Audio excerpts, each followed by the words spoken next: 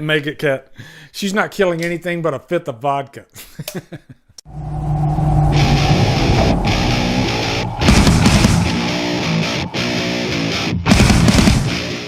Freddy Krueger was innocent, and the actual villain is not who you think. All right, let's watch this real quick. It's just a quick little TikTok video. Okay, here we go. Do I have your attention? Here we go. Okay, and Orlando Gomez, I got to give him a shout out. He shared this with me. What if I told you not only was Freddy Krueger innocent, but a clue to the actual identity of the Springwood slasher has been in our faces this entire time? They killed Freddy Krueger in cold blood by burning him alive. And his otherworldly return from the grave was a revenge quest against the people who wrongfully killed him. When children of Springwood began getting killed, the finger was almost immediately pointed at Freddy Krueger. Freddy would be arrested, but at his court date, there was an overwhelming lack of actual evidence that resulted in him being set free. That's when one person in particular began rallying up the residents of Springwood into a mob mentality to get their own version of justice. And that's when Nancy's mother, Marge, gathered everyone up, took them to Freddy Krueger's house, kicked in the door, stormed in, grabbed Freddy, drug him to the basement, and burned him alive. Marge would look on with a devious grin on her face as Freddy screamed and burned. Everyone would put this incident behind them and move on until years later when their very own kids began dying in their sleep. And even though the majority of Freddy's attention was placed on Nancy, he didn't kill her. It was as if he was intentionally trying to torment Marge. And that's because the actual Springwood slasher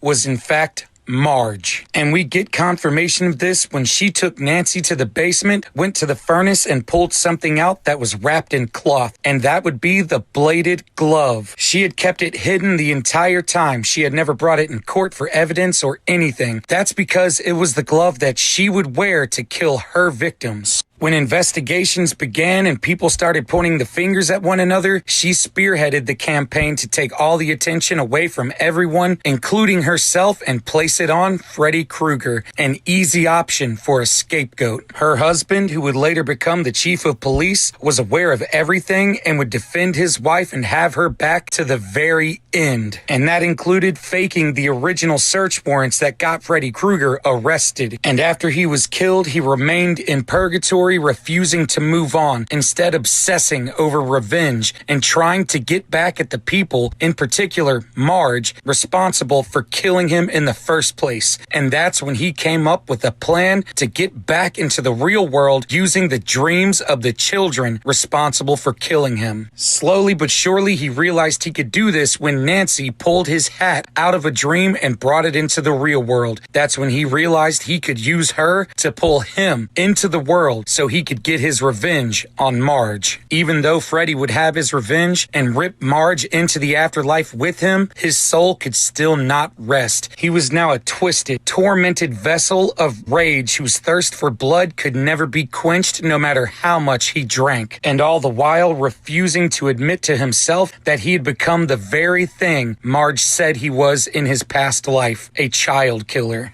Is your mind blown? Or are you rolling your eyes, or what's going on? I need to know what you guys are thinking right now, okay? That's a lot to process. That's a lot to process. So Marge was actually the Springwood slasher. She was the one killing all these kids, and then she framed Freddy. You know, it's an interesting story, the way he describes it and everything. And it's kind of cool that I'm guessing that he came up with this theory. But by the way, Sean Hunt was the guy that shared that too. So, you know, I think the reason it doesn't work is because it takes a little bit of the steam out of Freddy as a threat. You know, now, I mean, he's definitely a threat, but do you guys like the idea that Freddy is guilty? You know, that Freddy is a killer. He was the guy that killed in the first place and all the parents got together. Or does it not take anything away? Like, do you almost like the idea that that this would make him a sympathetic killer? Like, this guy was wronged all along and now he's taking his revenge on the children of Elm Street. I don't know. I don't. Boy, it's really interesting, and it's a wild theory. But I think what makes some of the best theories work is there's all these evidence pieces in place for you to kind of come up with these theories, right? And there's a lot of evidence that you could work with in the first Nightmare on Elm Street movie, thanks to Marge, Nancy's mom, and even down to Marge's behavior. You don't completely 100% make the leap that Marge is a very well put together person. She is an alcoholic. She is completely screwed up. Wow, it's a crazy theory, but it's a good one. I think it's a really good theory. Whether you agree with it or not, there's some fat to chew on. That's what I like about it. But I think I like Freddy the way he is. And I think it was genius of them all this time to never spell out if Freddy was actually, I don't even know if I can say the word on YouTube. Can I say the word on YouTube? I'll just say he's a child killer. That's as far as they go with it. I don't like using that other word, so I'm not going to say it. But I think it's good to keep Freddy the way he is, because sympathetic killers can be a little bit shaky, right? Sometimes they can work, but some, like Cropsy. Cropsy's more of a sympathetic killer because he was burned, but it was all a practical joke. And as much as we like Cropsy's no Freddy. Really, I think the best killers are guilty. Jason is guilty. Jason's not really avenging anything. He's just crazy in the head. And he doesn't want anybody showing up to Crystal Lake. I'm sure some people would say, is Jason avenging his mother's death? I don't really think he is, if I'm being honest. I don't think he is. Make it cut. She's not killing anything but a fifth of vodka. Well, maybe, her husband is the freaking chief of police, right? Maybe she wasn't an alcoholic before the whole Freddy thing. Maybe she was very well put together. Maybe she could have been a lawyer. They live in a very nice neighborhood, right? So there's a good chance she was pretty well to do and probably had connections.